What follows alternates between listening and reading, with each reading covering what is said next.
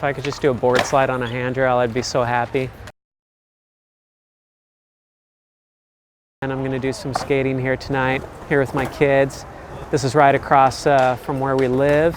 Yeah, this is kind of like paradise for me. I grew up skating, and always it was my dream to live by a skate park, and now I finally live by a skate park.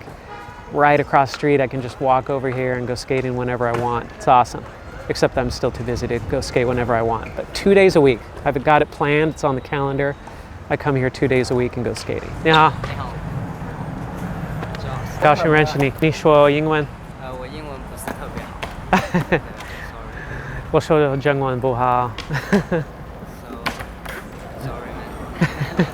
講識廣東話？廣東話識。講識少少。你識少少。但I know more. 我知道說普通話比廣東話。Yeah, it's too hard.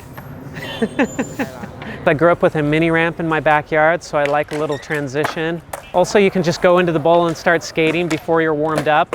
Whereas all this street stuff, you have to, when you're as old as I am, you got to warm up a little bit to get into the street stuff. But I can go skate in the bowl, and I don't have to warm up, so it's kind of nice to do a little bowl riding first. You ready to film?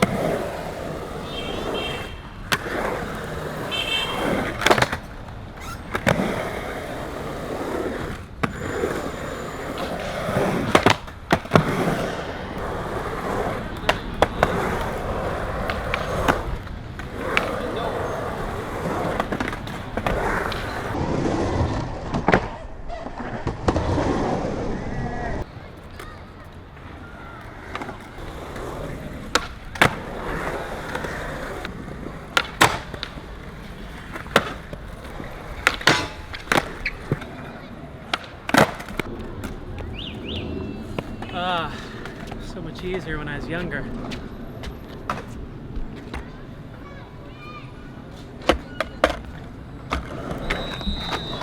So the last few weeks have been crazy. So I had my Influence Summit 2017 with 60 interviews. That almost killed me. I was up late all these nights. I was waking up at 3 a.m. to do these interviews with these people because everybody's on East Coast and I'm in China. That thing just about killed me. I'm never doing anything like that again. Not waking up that early, not that many interviews. That was just nuts. So I came right out of that and we launched this course and we said, okay, we're gonna pre-sell this course on how to get into Forbes and become a contributor. And we went out, we pre-sold the course, 20 spots, $3,000 a piece, got over 50,000. We did a few little discounts here and there and stuff. So brought in over $50,000 pre-selling this course. And then things got interesting because I got into the course. So here's the thing that they don't tell you sometimes, like when Gary Vee's talking about hustle and stuff, and when they talk about lean startup and just starting something and getting in there, getting dirty, making things happen. So it's great when you can pre-sell something and get into it, but then you have to deliver. I learned a lot of lessons trying to deliver on this masterclass or this course that I launched. So one mistake that I made was I told everybody joining the masterclass, I said, hey, we're going to give you a free placement. When I say placement, I'm coming from the PR industry, talking public relations. When we talk about a placement in PR, we mean we're going to get you or your company into a magazine, in an article, one time. That's one placement. But when I was talking to the customer base for my online course, and I said, we'll get you a placement and we're going to guarantee that we'll get you the placement or your money back. Some people thought that that meant, oh, I'm going to get you placed as a writer in these publications and we're guaranteeing that. So we had a little bit of a backlash on that where people were like, oh, wait a second, I thought I was guaranteed I was going to get into this publication as a writer. It was like, no, we're going to get you an article in there. Well, some people signed up thinking they were going to become writers. It's just semantics. It's just the words, the jargon I was using. I didn't realize it would cause a misunderstanding. So we had to deal with that, and that was one issue. The other issue was that I launched this masterclass and I didn't actually have the course done yet. This was just a pre-sale thing where we said, hey, this is going to be a beta. We're going to put you in this group. We're going to teach you how to get into these publications. And we're going to launch a course. We're going to create videos, we're going to create documents, downloads, templates, all this stuff so that you can have everything you need to get into these publications. But I didn't have all that stuff together yet. I was going to create it while we're doing this masterclass. Well, some people join and then they're like, dude, where's the course? And it's like, no, it's beta, we don't have it yet, we're building it. And so some people, they didn't read, it wasn't fine print or anything, but there was a lot of text. Some people skimmed over it, they got into the course, and then they're like, hey, this isn't what I thought it was going to be. And because I saw that I was going to be too busy to coach everybody and teach them what they needed to know and put the course together at the same time, I actually went out and hired a full-time coach who's a current contributor to Forbes. I brought her in and said, hey, can you coach all these people while I create the course material? So she's doing all this coaching stuff. So actually we're giving these people like one-on-one, super high-end coaching, but still for some people, all they wanted was that course. They wanted the videos, they wanted the downloads. So even though they're actually getting more, some people feel like they're getting less because it's just not exactly what they were promised or what they thought they were going to get. That's been another thing that I've been dealing with. So there have been some people who are unhappy about that. But we've been creating the course material. I'm putting these slide decks together. Man, it's a ton of work. It's really, if you've done public speaking and you've put a slide deck together for a 1-hour talk, putting together a course is like doing that 10 to 15 times. Because basically I'm creating a ton of slide decks and then I have to videotape myself going through these and giving talks. And by the time I'm done, I'm probably gonna have like 20 slide decks or something, and I'll talk for probably an hour with each one as I go through these different points. So it's a ton of work prepping and getting this stuff all ready and getting the course up and running. And so it's taking a little bit longer than I thought it was going to take. And it's not like it's a nightmare or anything, but it's a lot of work to put together one of these courses, and a big course like this.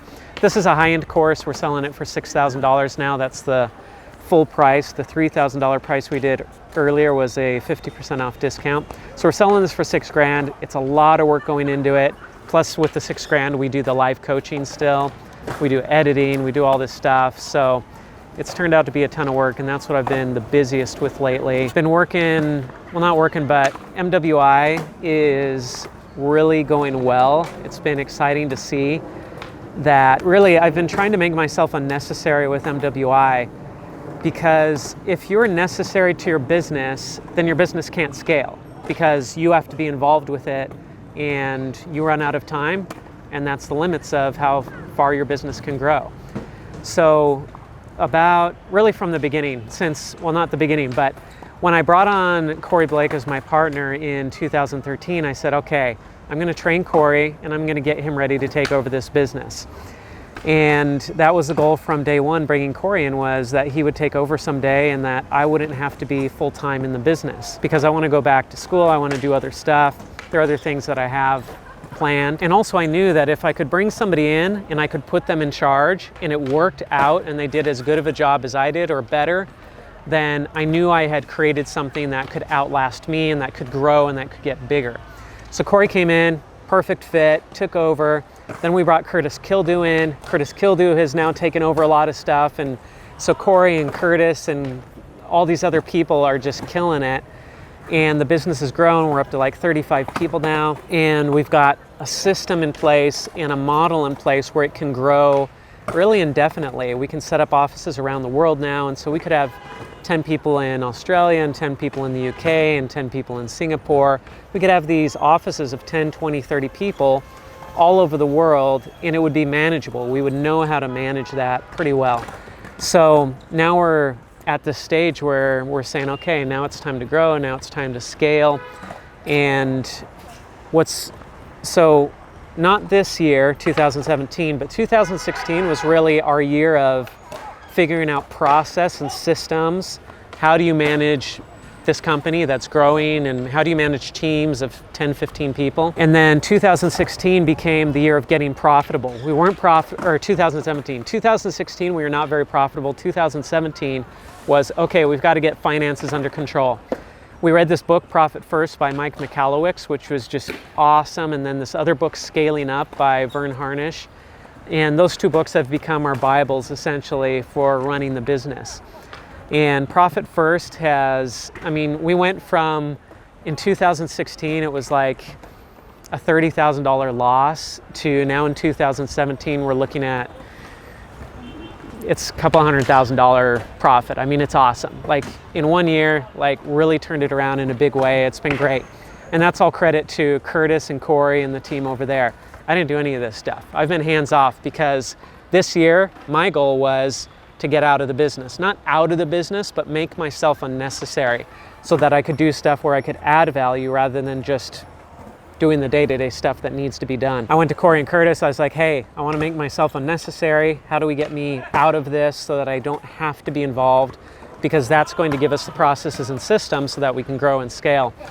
And they loved that idea. They can't stand me around there. Just kidding. They said, yeah, this is great. Let's do it. And so over the past 6 months, they just took over. And now, like, really, I don't know what's going on. I purposely took myself out of meetings. I took myself out of leadership role, really. I've just been doing some marketing here and there. But really, they've been running the show and they took over. And it's been successful without me, which is great because now I can come back in and I can help out in strategic ways, do things that only I can do. But I don't have to be in the day-to-day in order for the business to survive. And this is the first time since 1999 that that's been the way that it is, that I don't have to be a part of it in order for it to survive. So that's awesome.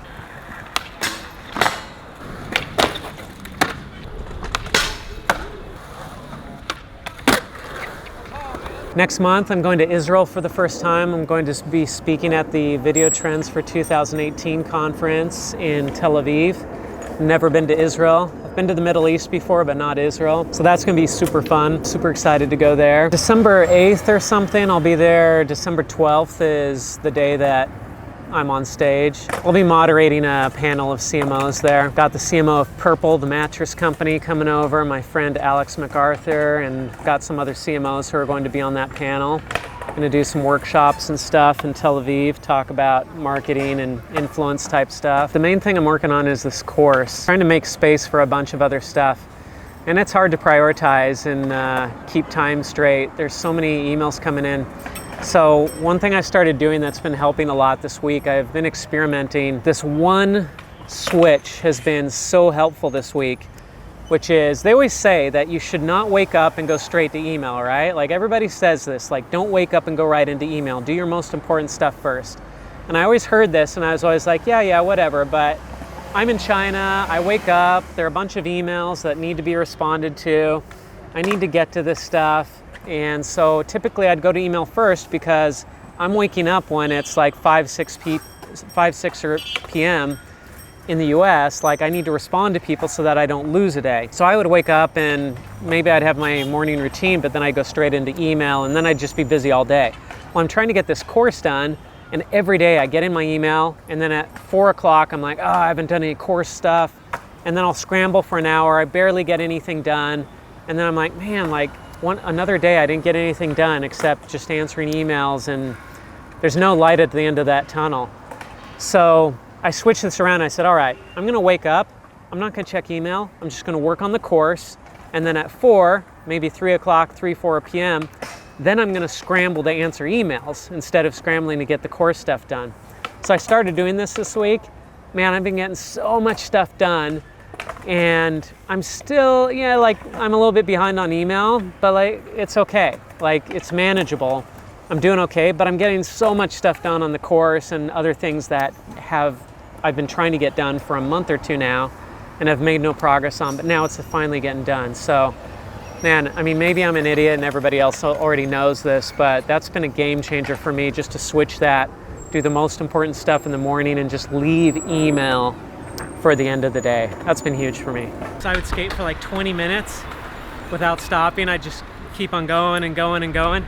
Nobody could say anything because it was my ramp, so everybody would just like stand there and be like bored and stuff while I just skated and skated and skated, and I had no clue. I was so clueless I didn't realize how rude I was being to all my friends. They would just say nothing because it was my ramp. I'd snake people, I'd like cut in out of turn, and it's my ramp. I could do whatever I wanted, but I was just like clueless like about being a good host with my ramp. Anyway, I have to pass on better habits to my kids. Going home with a goose egg on my leg. That's how I always go home.